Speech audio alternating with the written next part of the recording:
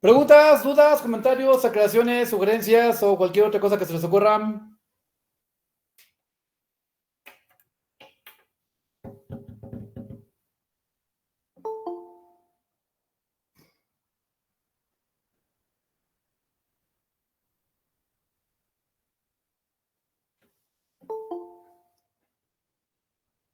Bueno, dudas, comentarios, aclaraciones, sugerencias o algo pendiente.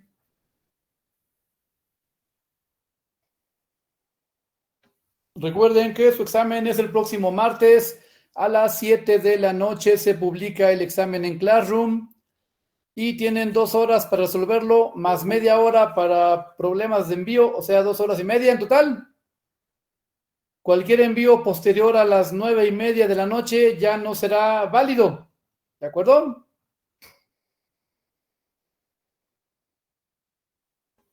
Se sube a través de Classroom en PDF o en foto, como les sea más cómodo. Hay que subirlo. Verifiquen que se vea su archivo para que no falle. ¿Preguntas? ¿Dudas?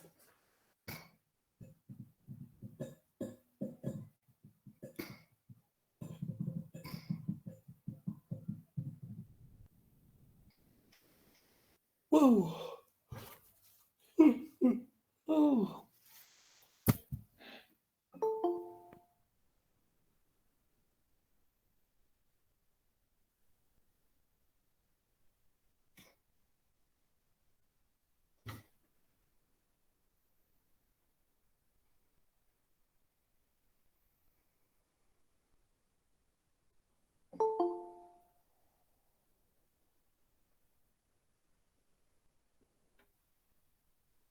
Preguntas, dudas, comentarios, aclaraciones, sugerencias o cualquier otra cosa que esté pendiente.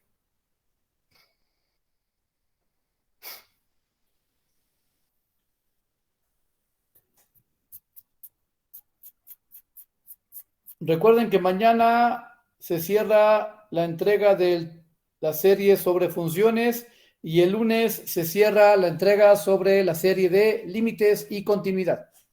Y el examen es el martes a las 7 de la noche, publicado en Classroom. No hay que conectarse a ningún lado, solo llegar ahí, bajar el examen, abrirlo y resolverlo. En hojas blancas, por favor, con su nombre, el grupo y encierren sus resultados para no perderme. Sean trabajo limpio, ordenado y ya. ¿Preguntas?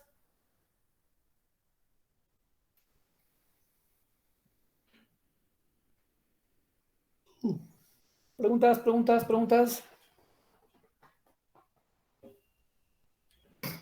¿Listos?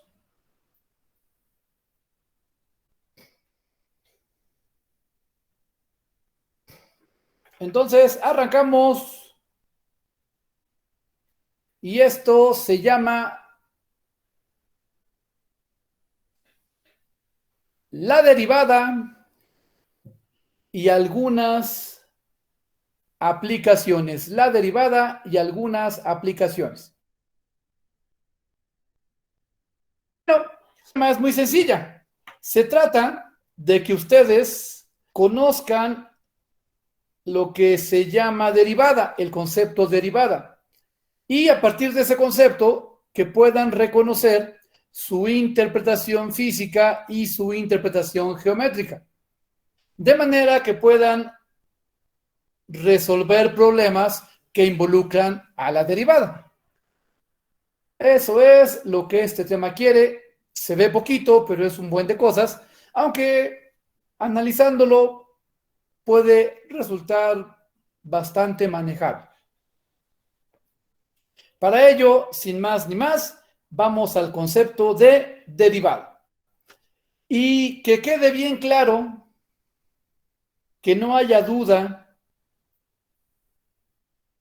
la derivada es un límite Si la derivada es un límite, entonces la derivada es un número.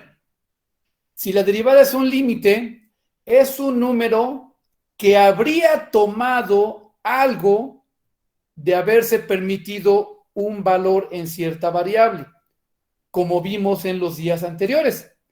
Ahora, ¿qué es ese algo hablando de una derivada? Bueno, para una derivada, todo inicia en un punto pivote que vamos a elegir, el punto que queramos, y desde este punto pivote,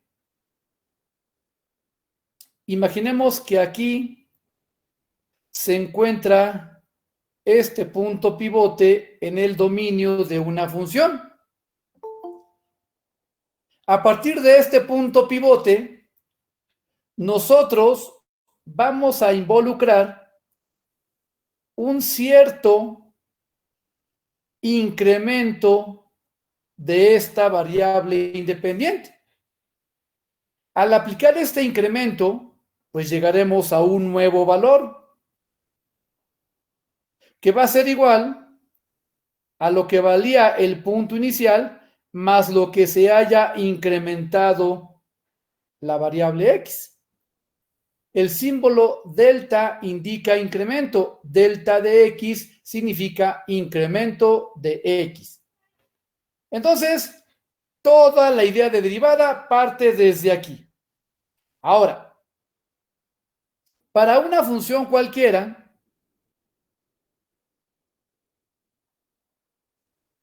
hay un correspondiente valor de y que responde a la función f de x. ¿Eso qué significa? Que para esta x existe su correspondiente valor de y.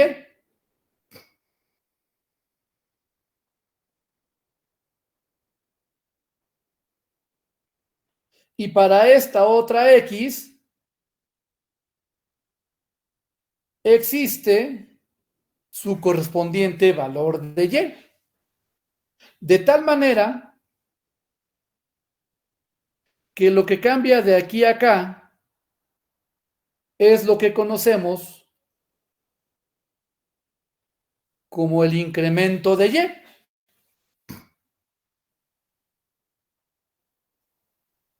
El truco de mi derivada es asociar a este incremento con este incremento. Esa sociedad se hace mediante un cociente, delta y entre delta x. Siempre ponemos dividiendo al incremento de la variable independiente. Y este cociente es lo que llamaremos una razón de cambio. Es decir, me está diciendo cómo cambia el incremento de y al momento que cambia el incremento de x. Cuando cambia una, cómo cambia la otra. Eso es lo que me está dando esta razón de cambio. Ahora, un cociente como este, nosotros lo conocimos con el nombre de pendiente. ¿Qué es la pendiente? Es la inclinación que tiene la recta que está uniendo a este par de puntos. Eso es una razón de cambio.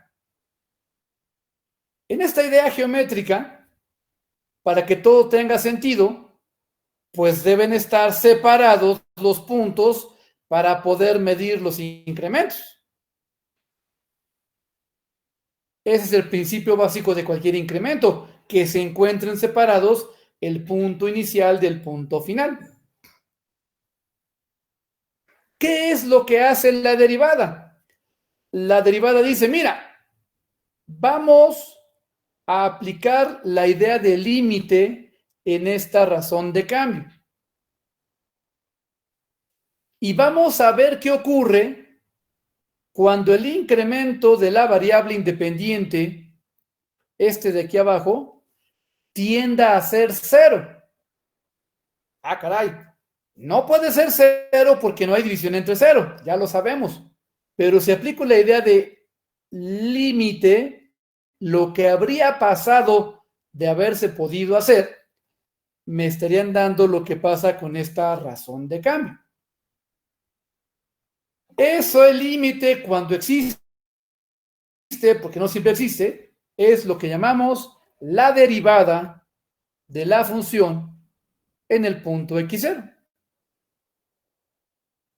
Y responde al límite cuando delta x tiende a 0 de la razón de cambio que acabamos de mencionar.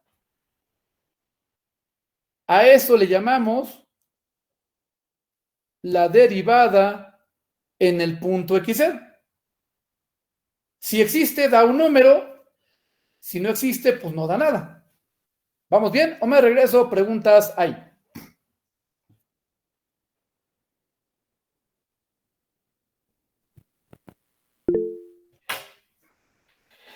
El asunto con esta idea es el siguiente. Esta y1 y esta y0 dependen de la función. Entonces, la y0 es f de x0. Y la y1, pues será la función evaluada en x0 más delta x. Por lo tanto, la y1 es f de x0 más delta x y la y0 es f de x0. Vean cómo ahora ya puse mi incremento como la resta de la y final menos la y inicial, que es justamente como lo conocimos en la prepa, en bachillerato. ¿Puedo borrar esta lámina para anotar otras cosas?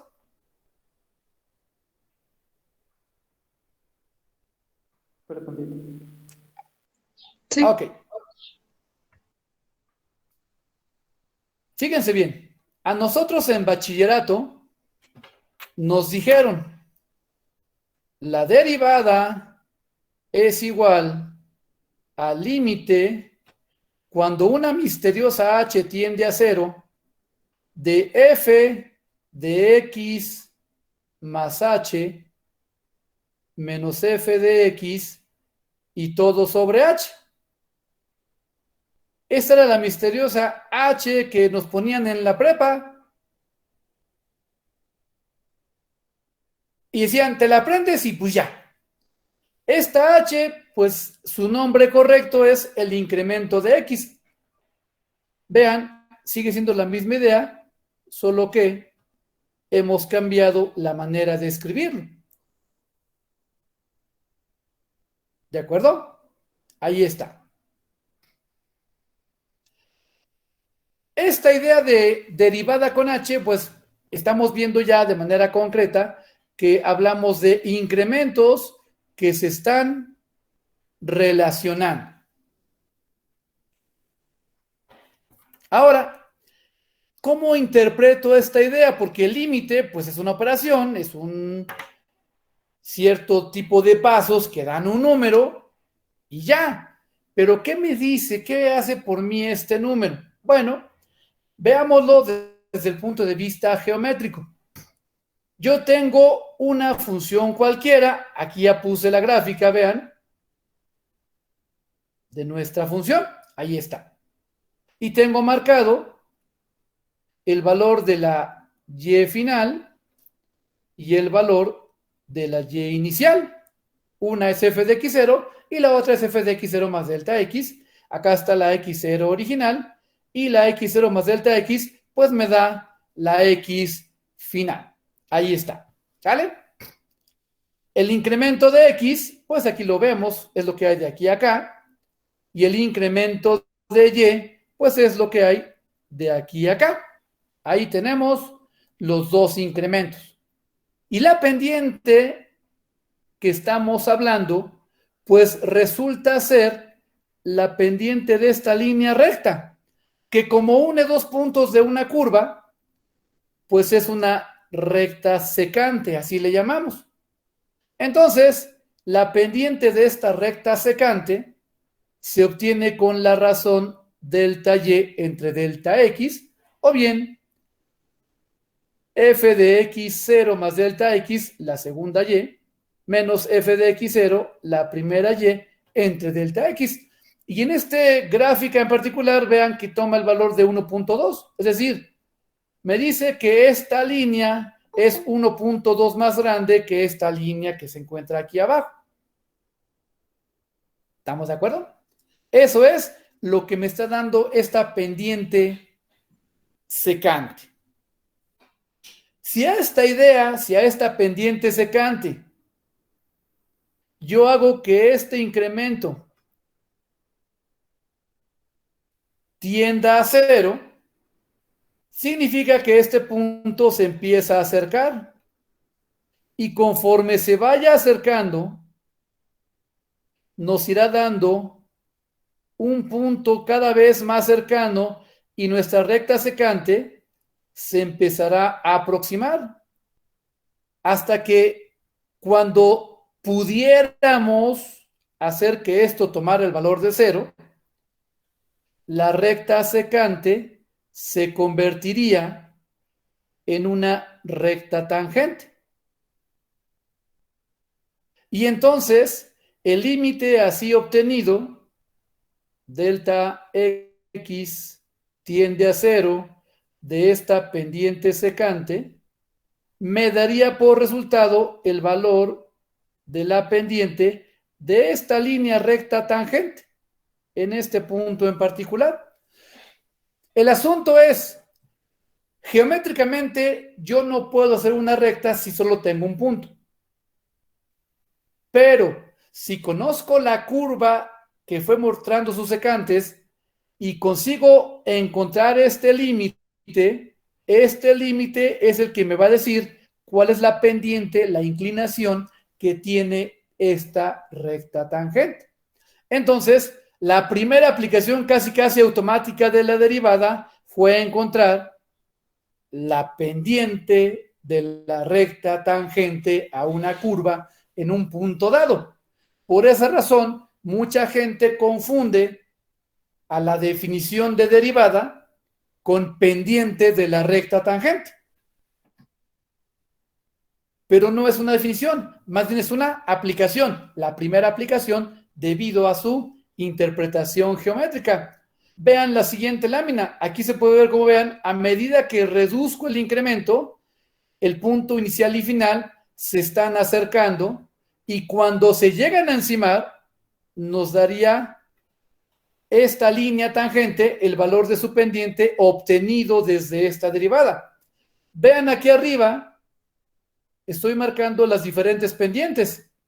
Cuando los puntos se encuentren aquí, acá arriba me aparece una interrogante, es decir, no hay dos puntos, no habría pendiente secante. Sin embargo, este límite me permite conocer el valor que tiene de inclinación de pendiente esta recta tangente en este punto en particular. Recordando que la pendiente me da además el valor de la tangente del ángulo que forma la recta con una horizontal. Por lo tanto, el ángulo con la horizontal es la tangente inversa de su pendiente, es decir, el ángulo es la tangente inversa de su derivada en el punto en cuestión. Por eso las personas piensan a veces que la derivada es esa pendiente, y no, la pendiente es un caso particular obtenido con esta derivada, con este límite. En todo caso, siendo un límite, todas las derivadas son un concepto puntual. Es decir, la derivada se aplica a un punto en particular. En este caso, nosotros elegimos evaluar en el punto XZ. Cuando existe, porque recuerden que no siempre existe. A veces no hay límite. ¿De acuerdo? Preguntas ahí. Y esto es visto desde el punto de vista geométrico. Es una interpretación geométrica. ¿Qué pasa si ahora veo mi concepto de derivada, mi límite de una razón de cambio, pero desde un punto de vista físico? Por ejemplo, a todos nos enseñaron desde secundaria que la velocidad se obtiene dividiendo la distancia recorrida entre el tiempo transcurrido. Pero si lo pensamos, la distancia depende del tiempo que nos estemos moviendo. Por lo tanto, la distancia es una función del tiempo. Luego, entonces, la velocidad será la función del tiempo dividida entre el tiempo transcurrido. Pero aquí hay algo que no nos dicen, y ya en ingeniería, en ciencia, en matemática, debemos comenzar a entender, es el hecho de que esta función del tiempo lo que está midiendo realmente son posiciones. ¿Dónde me encontraba cuando me comencé a mover y dónde me encuentro cuando me detuve? Entonces, la función en un tiempo inicial me dice dónde me encontraba y la función en un tiempo transcurrido me dice dónde me encuentro al final. La resta de ambos me dice la distancia que he recorrido entre el tiempo que transcurrí en movimiento. Y esto me está dando como resultado una velocidad promedio. ¿Por qué? Porque yo no sé si en el intermedio del punto final al punto inicial iba yo más rápido o más lento o incluso me detuve. Por ejemplo, si yo estaba en mi casa aquí y me trasladé al Zócalo,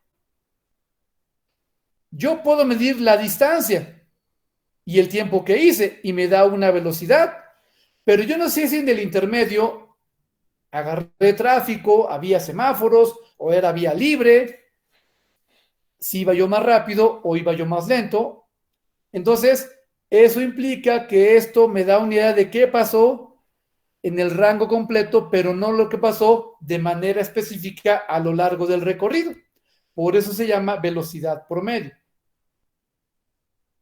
¿Qué pasa si a esta razón de cambio que acabamos de formar aquí, yo le aplico el límite cuando el incremento de tiempo tiende a cero? Ah, pues si aquí tiende a cero, significa que yo no me moví de aquí. Y uno pensaría, oye, si no te moviste, no había velocidad. Pero como sí hubo un fenómeno de inicio a fin, entonces sí hubo una velocidad que no puedo medir por medios mecánicos. Entonces tengo que calcularla por medios matemáticos. Es ahí donde resolver este límite me permite calcularla. Y es una velocidad en un momento, en un instante en particular. Entonces, el límite de una velocidad por medio me permite encontrar el valor de la velocidad en un instante en particular. ¿Qué es lo que ocurrió? Bueno, es muy sencillo. Imagina que tomas tu teléfono y con él grabas cuando una persona está corriendo. La grabas en un tramo frente a ti y luego miras el video, lo enciendes, le das play y en cierto momento le pones pausa. Cuando le pones pausa, pareciera ser que la persona no se movía. Sin embargo, si tú recuerdas, tú grabaste su movimiento. ¿A qué velocidad iba? A esa velocidad la puedo calcular con este límite, sabiendo la función del movimiento que estaba haciendo. Ahí es donde la derivada me está resultando útil y es simplemente calcular el límite de la razón de cambio de la velocidad en el instante t0. Por lo tanto, la derivada me está dando el valor de esta velocidad instantánea. Y no por ello decimos, la derivada es una velocidad instantánea. No, simplemente la velocidad instantánea fue el resultado o fue obtenida con la derivada de la función en un punto en particular. Esa es una interpretación física de las millones y millones de interpretaciones que le puedo dar a este cociente.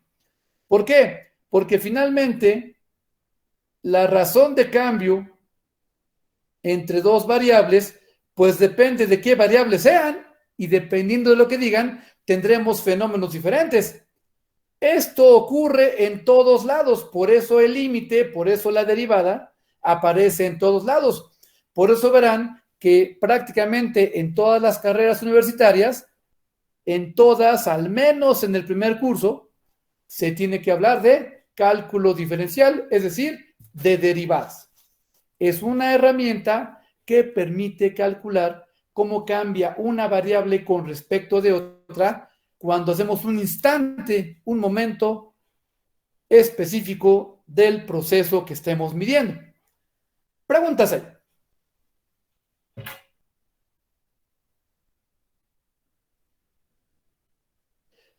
Por eso la derivada como límite se puede aplicar a cualquier fenómeno donde haya una o dos o más variables que se estén relacionando.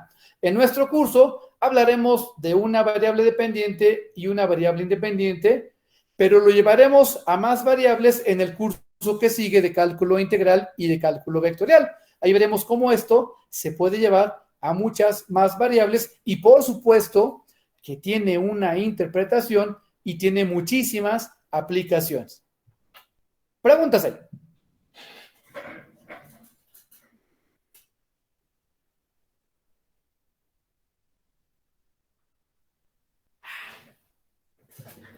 Hace calorcito. Bueno. ¿Cómo obtenemos derivadas? Resolviendo los límites. Por eso vimos resolución de límites. A mí me dicen, mira, yo tengo la función f de x igual a x al cuadrado, una bonita parábola. Y quiero saber cuánto vale su derivada en un punto de ella. El punto es 2,4. ¿Por qué? Porque si yo pongo aquí 2, 2 al cuadrado, la y vale 4. Quiero saber cuánto vale su derivada en ese punto en particular. Bueno, entonces voy a plantear mi definición. Quiero la derivada en 2. Este es mi punto inicial. Esta es mi x0. Bueno, voy a calcularle el límite a su razón de cambio cuando el incremento del divisor de la variable independiente tienda a ser 0. ¿Qué dice la definición? Vas a evaluar la función en el punto pivote más delta x y le vas a restar la función evaluada en 2 entre el incremento de x. Ok. Entonces, tomo al valor 2 más delta x y lo sustituyo en la función. 2 más delta x lo elevo al cuadrado. ¿Y la función evaluada en 2? Pues voy a evaluar la función en 2. 2 al cuadrado. Y lo divido entre delta x y le quiero aplicar el límite de la definición. Ahí está. Ya planteé mi límite de la definición. Ahora, pues desarrollo el álgebra. Binomio al cuadrado dice cuadrado del primero más el doble producto del primero por el segundo, más el cuadrado del segundo, menos el cuadrado de 2, que es 4, entre delta x y le quiero aplicar este límite. Llegando aquí, Ya lo decíamos en los límites, lo que puedas simplificar, pues simplifícalo. Este 4 se está cancelando con este 4. Y entonces me está quedando 4 por delta x más delta x al cuadrado y todo sobre delta x en un límite que quiero evaluar cuando el divisor tienda a ser 0. Otra vez, en la técnica de límites, decíamos, vamos a buscar quitar la indeterminación. Y para ello, yo hago un pequeño truco y recuerdo que una potencia, pues no es más que multiplicar el valor base por él mismo tantas veces como diga el exponente, en este caso 2 veces. Al hacer esto en esta suma, tenemos por factor común un delta x que se está simplificando, cancelando con el divisor. Y entonces, únicamente me queda el límite de 4 más delta x. Y si delta x tiende a 0, únicamente me queda 4 y ya resolví el límite y puedo asegurar que la derivada de la parábola en 2 toma el valor de 4. Esto es resolver la derivada resolviendo el límite de la definición. Y esto tú lo conociste con el nombre de método de los 4 pasos. Así te lo enseñaron. Y no era más que resolver la derivada resolviendo el límite de la definición. En un punto en particular, porque el límite se evalúa punto a punto, uno a la vez, siempre uno a la vez. Preguntas ahí.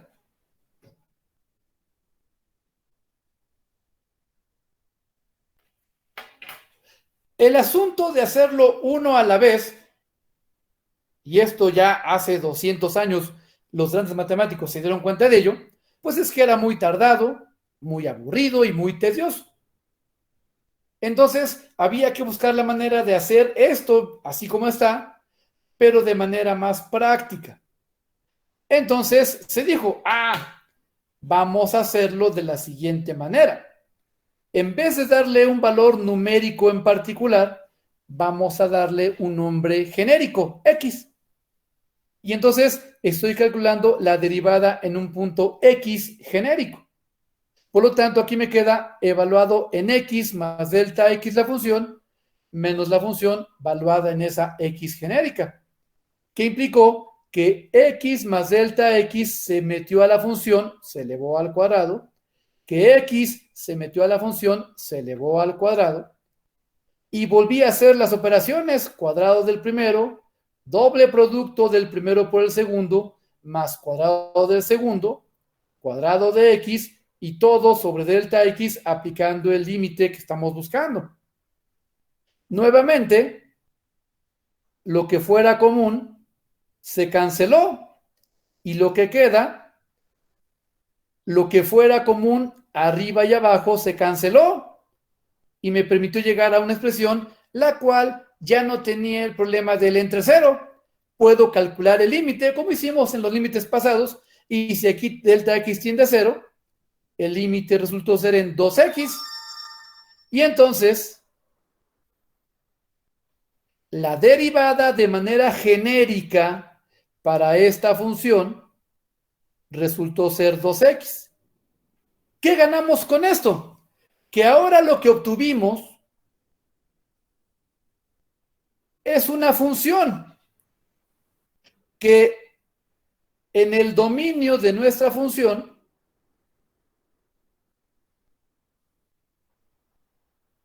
yo puedo tomar cualquier número dentro de ella, meterlo aquí, y esta expresión me dirá cuánto vale su derivada en ese punto en particular.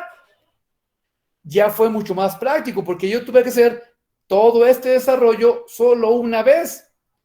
Y una vez hecho eso, hubo una regla muy práctica para sacar de manera particular cualquier límite, cualquier derivada de cualquier punto que perteneciera a la función que me dieron.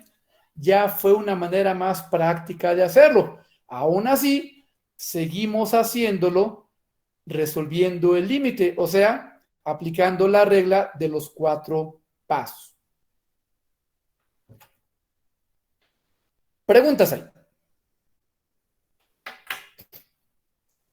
Bueno, entonces, ya que tengo esta fórmula, que parecía ser mágica, vino la reflexión. Oye, esta función que acabas de encontrar, o esta regla que acabas de encontrar, ¿es o no es función? Pues mira, será función en la medida que cumpla con la definición. O sea, que tenga un dominio, que tenga un recorrido, evidentemente ya tiene la regla, y que cada valor del dominio tenga solo un asociado en el codominio. Si cumple con eso, entonces sí será una función. Una función obtenida desde otra, una función derivada desde otra. De ahí se le dio el nombre de derivada. Salió de algo la nueva función. De ahí viene el término derivada. ¿Ok? Pero ¿qué dominio tiene esta función que acabamos de encontrar? Bueno, cabe mencionar que su dominio depende del dominio original. Entonces, yo tengo que mi función original tenía su propio dominio. Todos aquellos valores que habiendo estado en este dominio tengan un límite aquí, esos valores van a formar el dominio de esta función derivada. Por lo tanto, el dominio de nuestra derivada siempre será un subconjunto del dominio original. ¿Qué implica subconjunto? O que son los mismos o son menos estando ahí, pero nunca podrán ser más de los que se encuentran ahí. ¿Qué valores vamos a dejar? Pues vamos a dejar aquellos que tengan derivada, los puntos que sí tengan derivada, los puntos que sí tengan el límite de la definición, decimos que son derivables.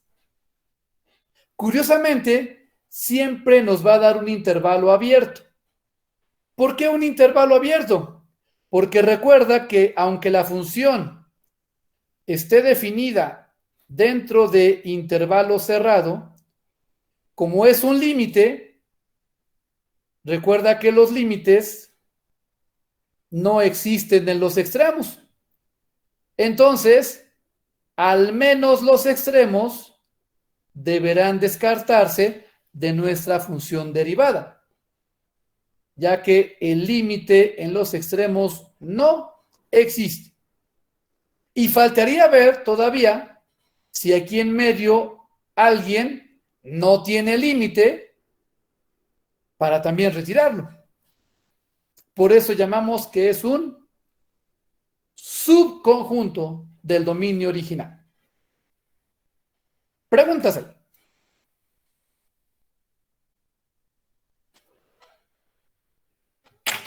Cuando ya establecimos que una función derivada cumple con las reglas de función, entonces viene una pregunta obligada.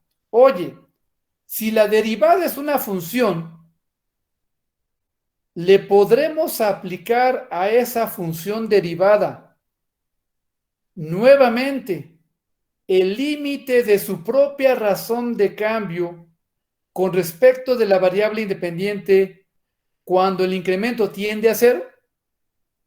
Pues si la función y el límite existen, por supuesto que sí se puede. Y eso me lleva a una nueva derivada obtenida de otra derivada. ¡Ah, caray! Entonces, comenzamos a tener problemas de cómo las distingo. A una función original, y igual a f de x, le aplicamos el límite de su razón de cambio y dio esta derivada, que como fue función, si le puedo aplicar el límite de su propia razón de cambio y existe, me dará otra función. Y para distinguirla de la primera, le llamamos la segunda derivada, que tendrá por dominio un subconjunto del dominio de la que le dio origen, o sea, del dominio de la primera. Y si esta segunda derivada califica como función y también tuviera límite de su propia razón de cambio, iríamos obteniendo derivada tras derivada, una tras otra. Se conocen como derivadas de orden superior. ¿Cómo las nombramos? Bueno, esta que fue la primera que habíamos es primera derivada, esta será segunda, esta será tercera, y así sucesivamente mientras el límite de la definición vaya existiendo. Derivadas de orden superior. Lo cual provoca que la función original se conozca con el nombre de derivada cero. Es decir, la función que dio origen al conteo de derivadas que acabo de hacer. ¿De dónde empecé? De esta función. Esta se va a llamar derivada cero. A partir de ahí, comencé a sacar derivadas de orden superior. Derivada, límite otra vez, siguiente derivada, límite otra vez, siguiente derivada, y fuimos avanzando. Así surgieron las derivadas de orden superior. Preguntas ahí.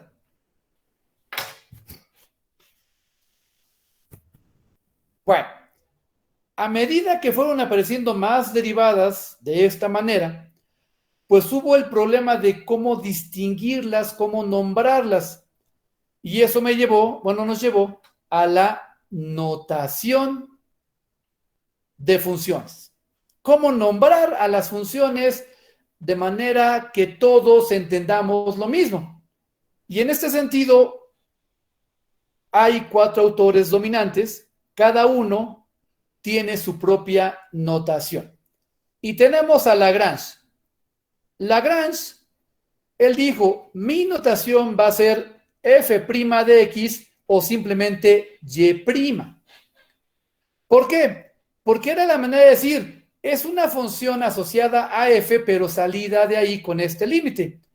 Lagrange está entendiendo o está interpretando que la derivada es una nueva función con la cual está trabajando. Por eso conservó su notación lo más parecida a la notación de función original. Luego tenemos a Cauchy. Y Cauchy dijo lo siguiente. La derivada es una operación. Esta operación, para darle un sentido más formal, se conoce como un operador lineal. Entonces, la derivada es un operador, es una cajita mágica que está afectando a esta función. Cauchy mira a la derivada como un operador lineal que transforma a una función en otra cosa. Eso lo dejó indicado en su notación. El operador derivada transforma a la función f. Para indicar que es una derivada o una operación sobre la variable independiente x, él le puso subíndice y él dijo, mira, la letra D significa operador derivado. Y el subíndice x me dice que se derivó con respecto a la variable x. Así es como Cauchy sacó su notación. Por eso ven que aquí a un lado dice operador derivada, derivada con respecto de x, aplicado sobre la variable y. Esta es la notación de Cauchy, que ve a la derivada como un operador lineal. Preguntas ahí.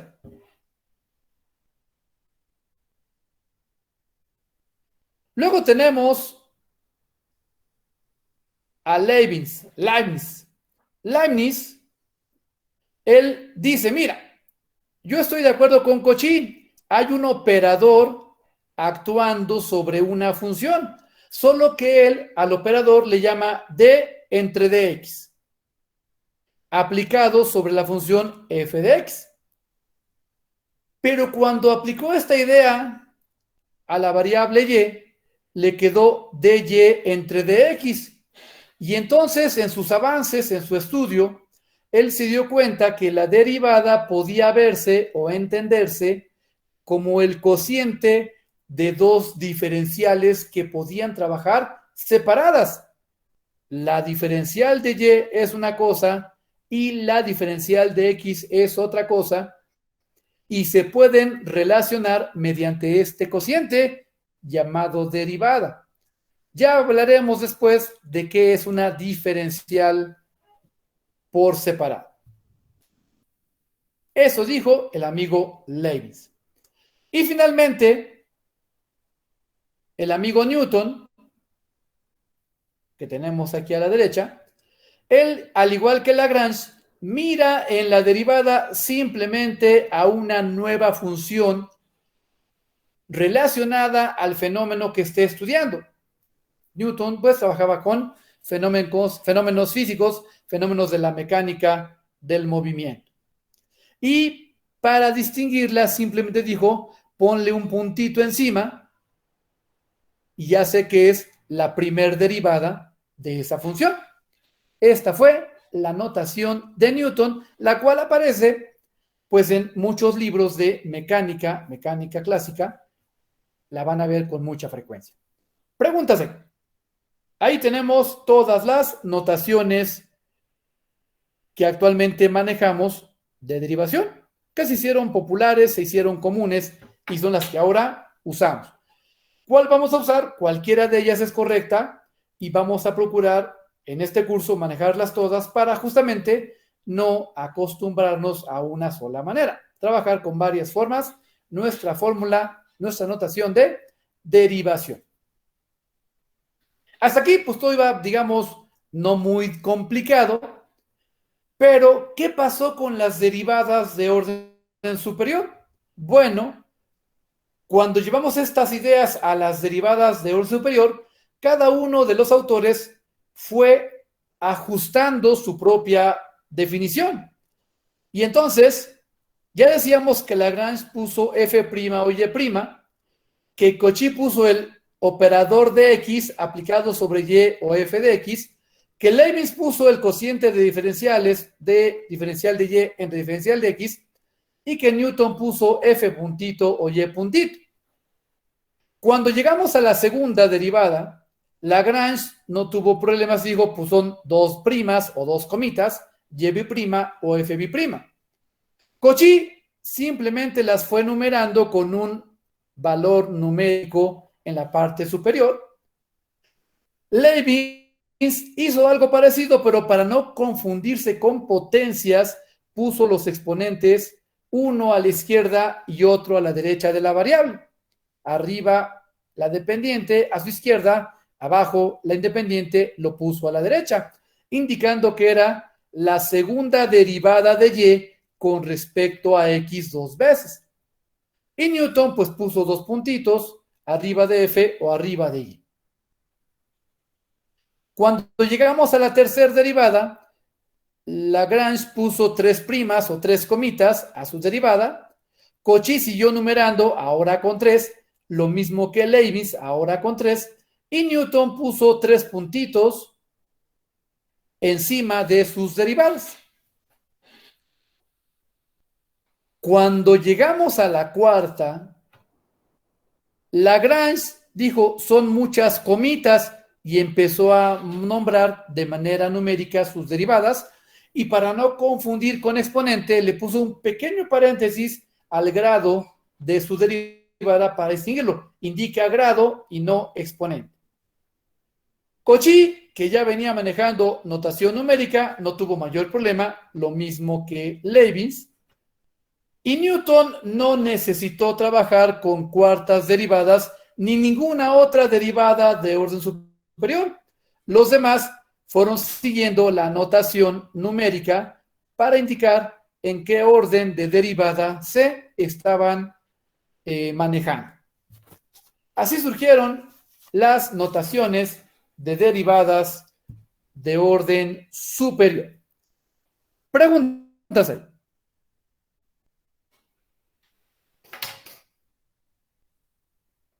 Ok. ¿Va a usar todas en los ejercicios o una en particular?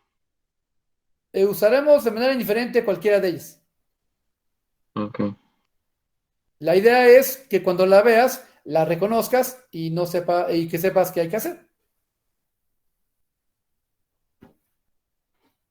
Ahora, si la derivada es un límite,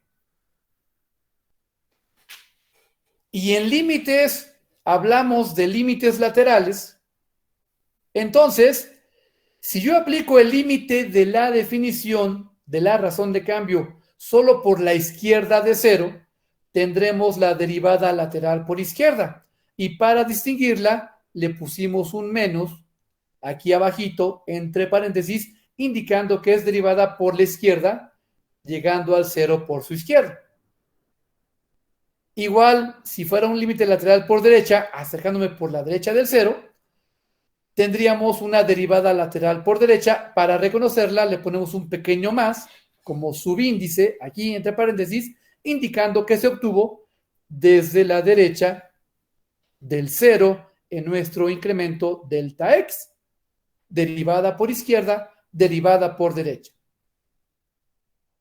Y otra vez, tomando las ideas del tema anterior, si hay derivada por izquierda, límite por izquierda, si hay derivada por derecha, límite por derecha, y ambos resultan iguales, significa que hay derivada completa, porque hay límite completo. La derivada completa existe en ese punto en particular, como hicimos con los límites.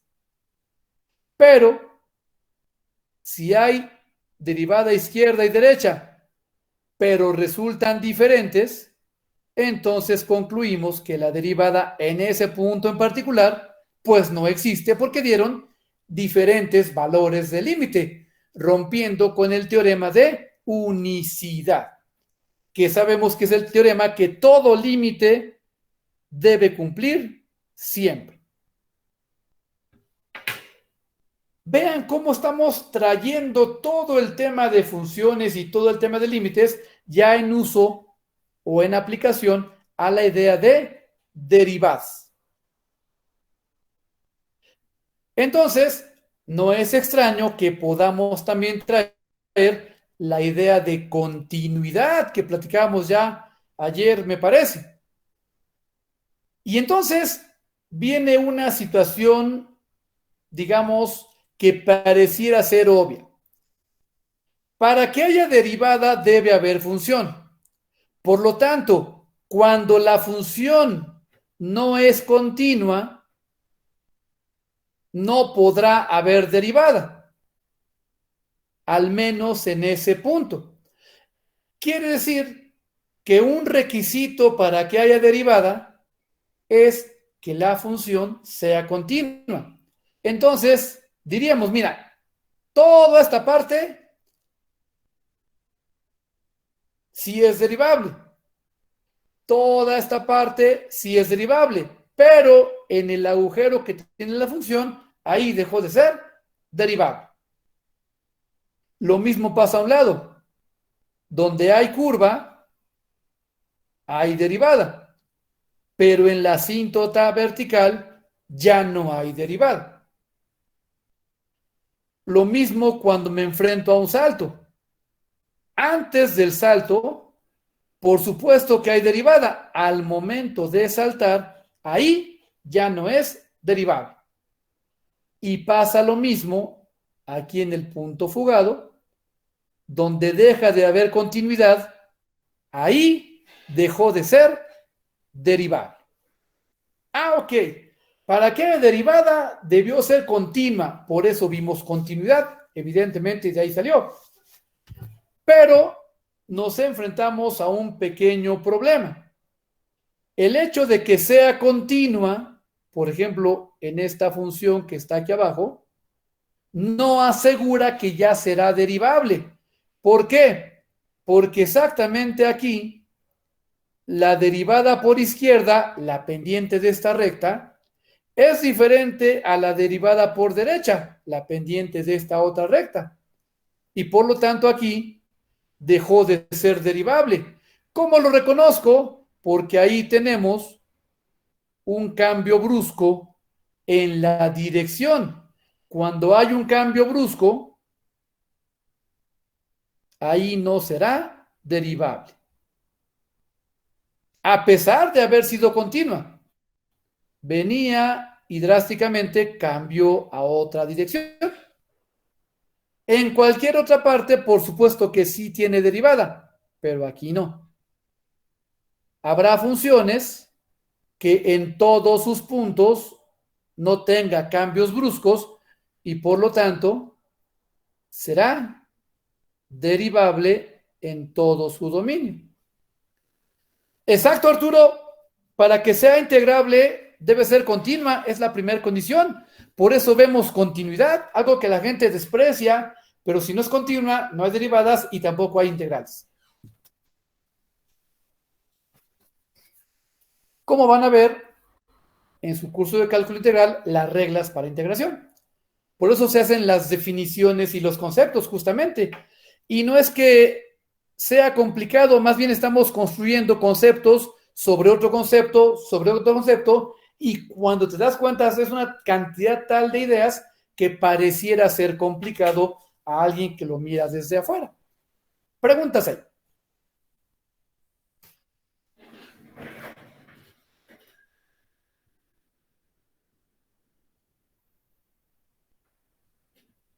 La continuidad y la derivabilidad son ideas íntimamente relacionadas, igual que la integrabilidad o la integral, como verán en su siguiente curso, por ahí de septiembre. Bueno, nos falta por ver dentro de esta teoría la derivación compuesta conocida como regla de la cadena. Si ustedes recuerdan, en funciones, dijimos que a veces dos funciones se podían hacer en composición, es decir, una entraba en la otra como variable y eso daba la función composición, siempre y cuando los dominios y recorridos cumplieran con ciertas condiciones para poder darle sentido al dominio de trabajo al final. Bueno, ¿qué pasa cuando tengo que derivar una función que fue compuesta de dos diferentes? Bueno, el asunto es empezar a distinguir. ¿Qué es lo que quiero yo derivar? Yo quiero derivar a esta y. Muy bien. ¿Con respecto de qué variable la quieres derivar? La quiero derivar con respecto a la variable x, que fue la variable que inició todo. Entonces decimos, estás buscando la derivada de y con respecto de x. Oye, pero aquí está trabajando con respecto de la variable u. Dice la regla de la cadena, no te apures. Toma a esta u como variable independiente y entonces deriva a la y con respecto a u. Como la u no es tu variable final x, bueno, simplemente no te olvides de tomar a esta u y derivarla con respecto de x mediante una multiplicación. Esto es lo que llamamos la regla de la cadena. En notación de Cauchy, que es esta, como que no queda claro. Por eso la notación de Leibniz nos ayuda un poquito. Vean, son la misma idea. Derivada de y con respecto de x. Derivamos a y con respecto a u porque está en función de u. Y luego es por la derivada de u con respecto de x. Pero aquí mis diferenciales me permiten hacer esto. Miren, la de arriba cancela la de abajo. ¿Y qué me queda? Justamente la derivada que estaba yo buscando. Esto me ayuda a entender que este truco de composición, que esta regla de la cadena, sí me deja al final obtener la derivada que yo estaba buscando al inicio, con pequeñas variables o pasos intermedios. Esta es la fórmula que más usamos porque lo que hacemos es derivar a la raíz y luego multiplicar por la derivada de lo que estaba dentro de la raíz. Entonces, derivamos a la raíz y luego va la derivada de lo que se encuentra dentro de la raíz. Ahí, cada vez que hacemos eso, estamos aplicando la derivación compuesta o regla de la cadena, que muchos seguramente recuerdan. Esa es justamente la derivada compuesta o regla de la cadena. Preguntas ahí. Bueno, pero todas estas ideas siguen siendo en base a la teoría, a la definición, un límite aplicado a una función con ciertas reglas con las cuales estamos trabajando. ¿Cómo hago que esto sea práctico, más rápido, menos laborioso? Ahí es donde igual hace ya 200 años los matemáticos empezaron a generar las fórmulas de derivación que ahora conocemos y que son tan comunes, pero que no fueron magia, fueron resultado de ir aplicando el límite de la definición a cada uno de estos casos particulares y dieron por resultado fórmulas genéricas. Tenemos, por ejemplo, la derivada de la función constante con respecto a una variable x siempre te va a dar 0. La derivada de la función identidad x con respecto de la variable x siempre te va a dar 1. Y la derivada con respecto de x de una potencia simple de base x con potencia simple de base x significa que el valor de n, el exponente, puede ser cualquier número en los reales. La derivada resultó ser el mismo exponente original que multiplica a la base, ahora disminuida en un grado su exponente. Es otra de las fórmulas que más usamos y que más conocemos. Bueno, como fórmulas las conocimos, pero fueron obtenidas del límite de la definición aplicando la regla de los 4 pasos, es decir, resolviendo cada uno de los límites de manera genérica. Preguntas ahí. Oye, pero ¿qué pasa con las demás funciones que son combinaciones de ellas? Si ustedes recuerdan, dijimos, a partir de la función constante y de la función identidad, construimos todas las demás funciones, incluidos los polinomios. Vamos a hacer algo parecido con todas las demás fórmulas de derivación. Aplicando el límite y estas 3 fórmulas se llegaron a las fórmulas de derivación. Para ello, pues, requerimos toda la fuerza y todo el poder necesario y entonces, pues, llamamos a nuestro equipo campeón que nos ayude con las fórmulas de derivación. Y entonces, aquí viene ahora sí el montón de fórmulas que vamos a estar usando para trabajar derivadas. En estas fórmulas hay que tener en cuenta que la letra U es una función de X, que la letra V es otra función de X y que la letra W es otra función de X. Se consideran funciones diferentes. En este apartado, la letra C se considera una constante y la letra A también se considera una constante. A partir de ahí, comenzamos diciendo, mira, si derivo con respecto de x a una función elevada a un exponente numérico, es como si fuera la potencia de x. Le aplico la regla de la cadena. Y entonces digo, baja el exponente, n, y multiplica la potencia bajándole un grado, u a la n-1. Como la 1 se llama x, la regla de la cadena dice, multiplica por la derivada de esa base ya con respecto a x. Primer fórmula de derivación. Luego tenemos que si quiero la derivada de una suma o una resta de funciones distintas, yo puedo separar, hacer la derivada de cada una de ellas y luego hacer la suma o la resta en la operación original. Luego tenemos que si voy a derivar a una constante que multiplica a una función, la constante puede salir del límite, puede salir de la derivada, y luego multiplicamos por la derivada de lo que no salió, la derivada de la variable con respecto de x. Después tenemos otra muy común que es la derivada de una raíz cuadrada. Aquí va a ser siempre 2 veces la raíz como viene dividiendo. ¿A quién divide? Divide a la derivada de lo de adentro con respecto a x. Derivada de una raíz al cuadrado.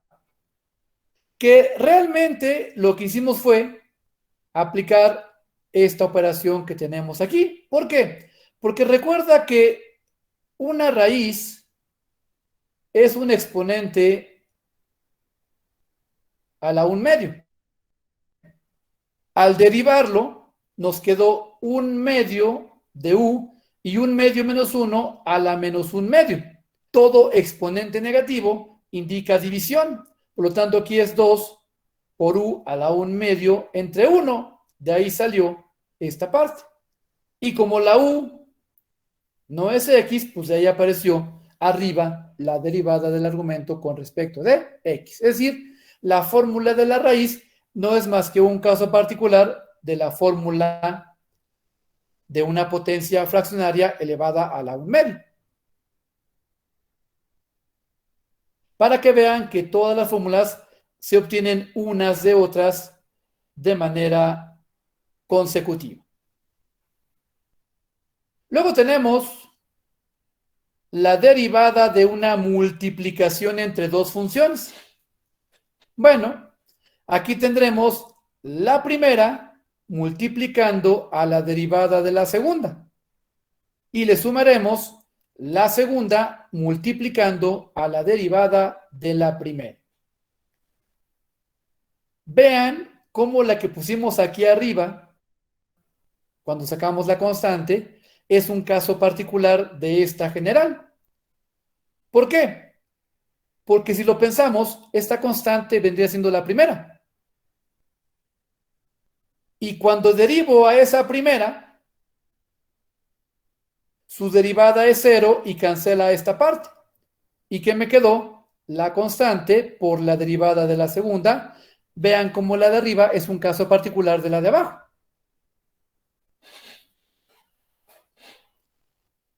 Luego tenemos la derivada de un cociente. Te va a dar otro cociente.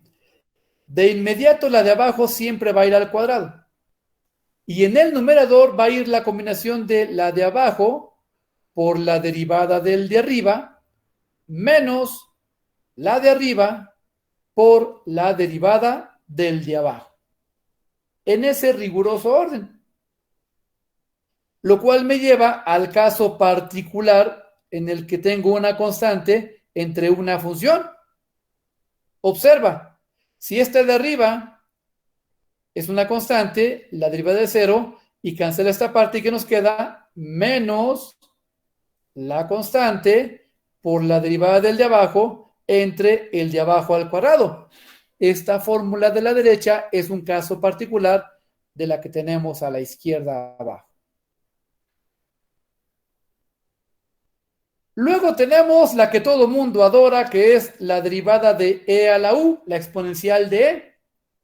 Recordando que el número e pues es un número de un valor específico, 2.71 y un chorro de décimas más. Bueno, por definición, decíamos, va a dar la misma función e a la u. Y como u, si no es x, simplemente lo multiplico por derivada del exponente y habré completado su derivación. La derivada de e a la u da la misma e a la u, vigilando que se derive por regla de la cadena la famosa u. ¿Qué pasa cuando la potencia no es de base e, sino de base a cualquiera? Un número. La trato como si fuera e, a la u, la vuelvo a repetir. Y para hacer equivalentes las potencias, recuerden que dijimos, simplemente multiplique la potencia por el logaritmo natural de la base, logaritmo natural de a. Eso las hace equivalentes cual si hubieran sido e a la u. Y terminamos multiplicando por la derivada de u con respecto de x. No confundir. Aquí arriba era una variable elevada a un número. Aquí abajo es un número elevado a una variable. Porque esto me lleva al caso general. Una variable elevada a otra variable. ¿Se acuerdan que fue la peor función que platicábamos? ¿Cómo queda su derivada? Bueno, la vamos a trabajar en dos partes o dos sumandos. La primera como si fuera una función elevada a un número.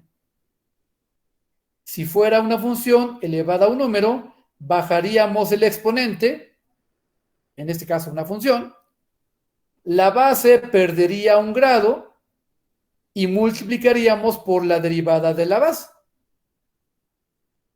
Y le vamos a sumar como si ahora fuera una potencia de base numérica elevada a una variable. Entonces, repito la potencia. Como la base no es una e, aparece el logaritmo de la base. Y termino multiplicando por la derivada del exponente con respecto de x. Esta sería la derivada como potencia más elaborada que llegaríamos a enfrentar. Preguntas ahí.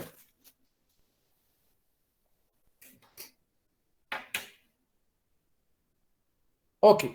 Siguiente lámina, otras fórmulas de derivación. También tenemos la conocida función logaritmo natural. Su derivada, por definición, me lleva a 1 entre u. Y si 1 se llama x, multiplicamos por la derivada de ese argumento con respecto de x. Recordando que el argumento, por ser un logaritmo, siempre deberá ser mayor a c. Luego tenemos la derivada de un logaritmo de base genérica que no sea el número e. Bueno, lo tratamos igual. 1 entre el argumento por derivada del argumento. Para equiparar con el número e, al argumento lo multiplicamos por el logaritmo natural de la base y todos en paz. Ya hace una equivalencia con el número e. Luego vienen nuestras derivadas trigonométricas. La derivada de seno de un argumento me va a dar el coseno del argumento tal cual como viene, multiplicando después por la derivada de ese argumento con respecto a x. Luego tenemos la derivada con respecto del coseno de u. Me va a quedar ahora menos el seno del argumento, seno de u, por la derivada del argumento u con respecto de x. Luego tenemos la derivada de la tangente de u. Me va a quedar la secante al cuadrado del argumento u por la derivada de u con respecto de x. Luego tenemos la derivada de la cotangente de u. Me va a dar menos la cosecante al cuadrado del argumento como viene u por la derivada de u con respecto de x. Luego tenemos la derivada de la función secante de u me queda como el producto de la secante de u por la tangente de u. Ambas se llevan al argumento cada una por la derivada de u del argumento con respecto de x. Y terminamos con la derivada de la cosecante de u, queda negativo el producto de la cosecante de u por la cotangente de u. Ambas se llevan el argumento u y terminamos con la derivada de u, la derivada del argumento con respecto de x. Estas son las 6 funciones trigonométricas circulares directas. Ahí están sus derivadas. Pero ahora vienen sus inversas. También son fórmulas de todos los días de derivación. Bueno, comienzo con la derivada del seno inverso de u. Todas las inversas trigonométricas son cocientes y todas tienen en el numerador a la derivada del argumento con respecto de x. Lo que va a ir cambiando son los divisores. Siendo seno inverso, el divisor es una raíz, la resta de 1 menos el argumento u al cuadrado, todo dentro de una raíz, que es igualita a la del coseno inverso. Vean, derivada del argumento arriba, la raíz con la resta de 1 menos u al cuadrado aquí abajo. ¿Qué las hace diferentes? Que el coseno inverso lleva un signo menos y el seno inverso es de signo positivo. Eso las hace diferentes. Seno inverso y coseno inverso. Luego tenemos la tangente inversa. Recuerden, es un cociente y arriba siempre aparece la derivada del argumento con respecto de x. ¿Qué cambió? Que ahora no hay raíz y tenemos la suma de cuadrados de u y de 1, u cuadrada más 1. La cotangente inversa, su derivada es igualita, derivada de u arriba, suma de u cuadrado más 1 abajo, pero aparece el signo menos por ser cotangente inversa. Para la secante inversa, sigo teniendo la derivada de u arriba con respecto de x, y abajo vean en la raíz, la resta cambió de orden. Ahora va primero la variable y luego va el 1, u cuadrada menos 1. Esto es fácil recordar sabiendo que aquí pegado llevamos una u que multiplica a la raíz. Para la cosecante inversa, se repite lo mismo, derivada de u con respecto de x, arriba, la raíz con la resta al revés, aquí abajo, u cuadrada menos 1, multiplicada de una u aquí afuera, y le ponemos un signo menos que no tenía la secante inversa, que era signo positivo. Ya tenemos las funciones trigonométricas inversas de las circulares. Pero si recuerdan, también tenemos las funciones trigonométricas hiperbólicas. Entonces, para ellas, tenemos que la derivada del seno hiperbólico de u me va a dar el coseno hiperbólico de u por la derivada de su argumento con respecto a x. Que la derivada del coseno hiperbólico de u nos va a dar el seno hiperbólico de u por la derivada de u con respecto a x. Son muy parecidas a las trigonométricas, pero ya el coseno no tuvo menos.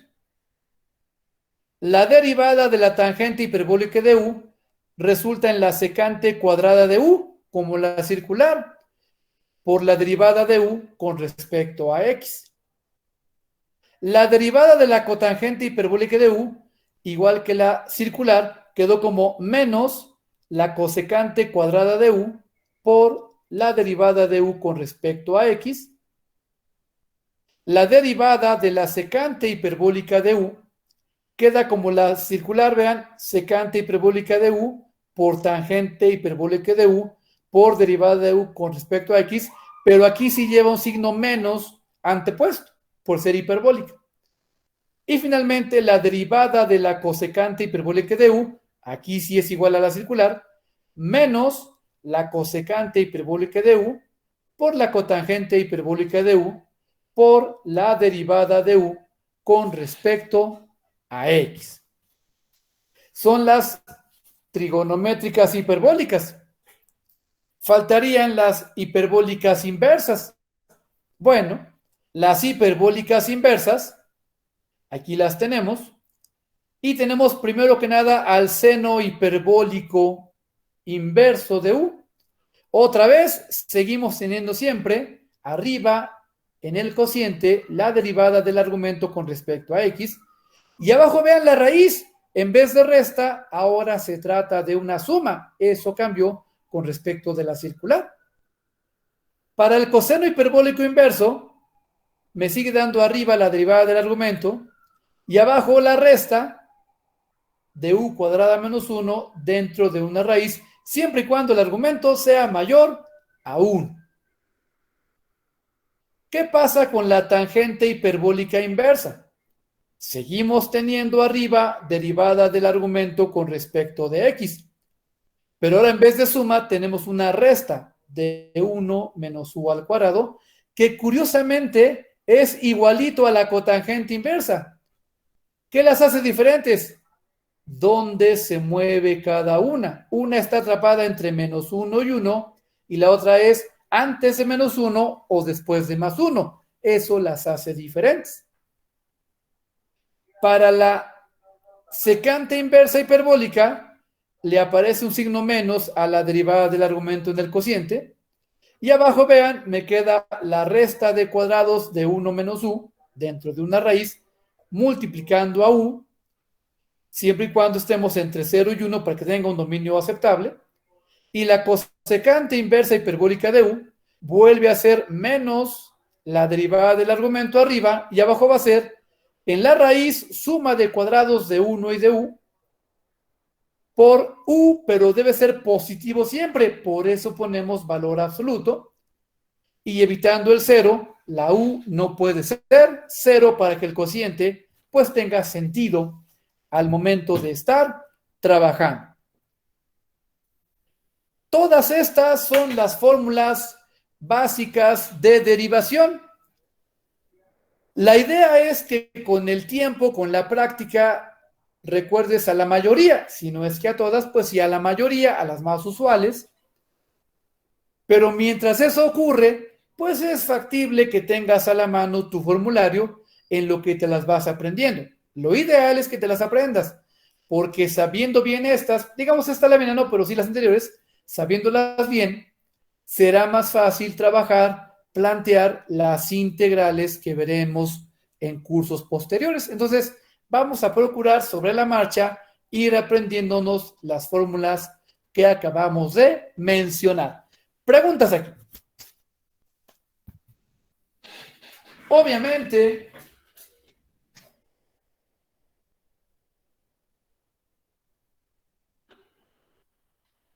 que yo conozca las fórmulas, que yo sepa las fórmulas, no hace por sí solo que yo sepa usar las fórmulas. Vaya, que yo tenga una caja de herramientas no me vuelve mecánico. Simplemente me vuelve poseedor de una caja de herramientas. Que yo conozca las fórmulas de derivación no me hace un hábil derivando. Eso se aprende usando cada una en el momento adecuado de la manera correcta. Eso es lo que vamos a estar haciendo la próxima semana. Haciendo ejercicios de derivación, es decir, haciendo la aplicación de cada fórmula en el momento correcto de la manera correcta. Pero eso será ya parte de la próxima semana, lo cual haremos el próximo miércoles, ya que el martes es el examen y es a la hora de clase. El martes no hay clase, el martes no hay conexión, el martes se publica el examen a las 7 de la noche en Classroom y tendrán 2 horas para resolverlo y media hora de gracia para escanearlo y subirlo, para que no les falle que el internet, que la conexión, que el teléfono. Bueno, tienes media hora más para poderlo agregar con las herramientas de Classroom podrás subir tu examen. El examen, procuren hacerlo en hojas blancas, pónganle su nombre, su grupo, y en orden, en limpio, encierren las respuestas finales, marquen bien su procedimiento para poder revisarlo de manera correcta. Así va a ser su examen el próximo martes. Recuerden que la serie mañana se entrega, si no es que no la han hecho, la de funciones a la 1, y el lunes se entrega a la 1 la de límites y continuidad como plazo máximo. No es decir, espérate a la 1. Si ya la tienes, pues ya la puedes subir, ¿verdad? Sería más bien el plazo máximo de entrega. Y con eso damos por concluida la clase de hoy. ¿Alguna pregunta? ¿Alguna duda? Fue una clase de pura teoría, por eso descansamos para que lo lean, lo asimilen y ya el miércoles, hacemos ya la práctica de derivadas. ¿Preguntas? ¿Algo quieran preguntar? ¿Alguna duda? No, profesor, todo bien. Entonces, aquí damos por terminada la clase y nos vemos el próximo miércoles. ¿De acuerdo? Sí, profesor, muchas gracias. Muchas gracias a todos por venir. Sí, Seguimos hasta en